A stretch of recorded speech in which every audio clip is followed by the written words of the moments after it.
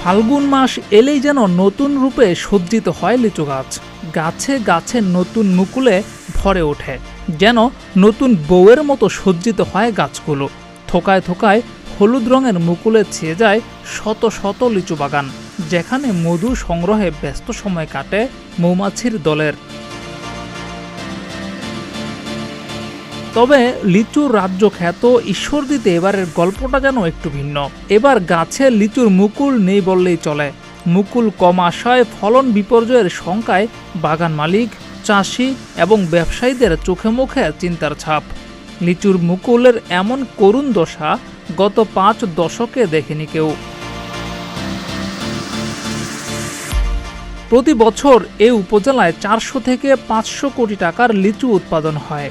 লিচু চাষের উপর নির্ভর করে এই অঞ্চলের লক্ষাধিক মানুষের জীবন জীবিকা। কিন্তু এবার শুরু দেখে চিন্তার ভাঁজ সবার কপালে।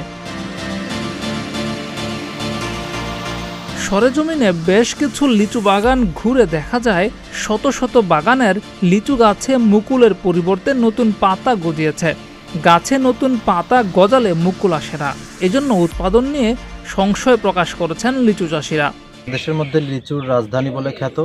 প্রতি বছর ঈশ্বরদীর লিচু সারা বাংলাদেশের প্রত্যেকটি জেলায় পাইকারি এবং খুচরা বিক্রয় হয়ে থাকে। তো এবছর লিচুর যে ফলন, সেই ফলন আশানুরূপ হয়নি। প্রতিটা গাছে আসলে মুকুল বের হয়নি। যে সকল বাগানে 5 লক্ষাধিক টাকা প্রতি বছর বিক্রি হতো, সেই বাগানগুলিতে এবার লক্ষাধিক টাকার মতো লিচু হবে এরকম আশা করছে কৃষকরা। বিগত বছরগুলোতে যে সকল বাগান মানে বিপুল পরিমাণ লিচুর উৎপাদন হতো, সেখানে শতকরা এবার 40 ভাগ লিচুর মুকুল এসেছে। তো কৃষকরা একটা ক্ষতির সম্মুখীন হয়েছে, অর্থনৈতিক একটা বিপর্যয়ের মুখে পড়বে আগামী দিনে। এই ঈশ্বরদীর মানুষ কিন্তু লিচুর উপরই বেশিরভাগ কৃষকরা নির্ভরশীল ছিল। তো তাদের আগামী দিন সংকটে কাটবে এমনটাই মনে করছেন এই এলাকার মানুষ। আমার এই বয়সে এরকম যে লিচু কম হবে আমার তো নজরে ধরেন এখন তো আমরা দেখি না, খুবই কম, মোটামুটি শতকরা 10-40% হবে না, তারও কম, একবারেই হালকা এরকম মিস আমরা তো যাবৎ দেখি না। এখন আল্লাহ পাকের ইচ্ছা এখন কি হবে না হবে। লিচু চাষিদের সঙ্গে কথা বলে জানা যায়, বাগানে 100 লিচু গাছ থাকলে সেখানে 10 থেকে 20টি গাছের লিচুর মুকুল এসেছে। যে গাছগুলোতে মুকুল এসেছে সেগুলোতেও পরিমাণে অনেক কম।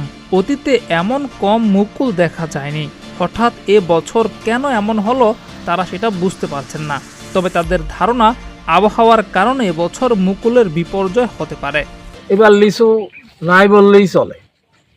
হঠাৎ 2-1টা গাছে মাথার উপর 2-1টা মুকুল আছে, তাছাড়া সবই পাতা। আশা করেছিলাম মইল হবে, এখন দেখা যাচ্ছে সব পাতা হয়ে গেছে। এই অঞ্চলে লোকের খুব সংকট, টাকা পয়সার খুব সংকট এবং এর উপর নির্ভরশীল। লিচু চাষের জাতীয় পদকপ্রাপ্ত কৃষক উপজেলার মিরকামারি গ্রামের আব্দুল জলিল কিতাব ওরফে লিচু কিতাব বলেন, আমি 45 বছর ধরে লিচুর আবাদ করছি, এমন বিপর্যয় কখনো দেখিনি।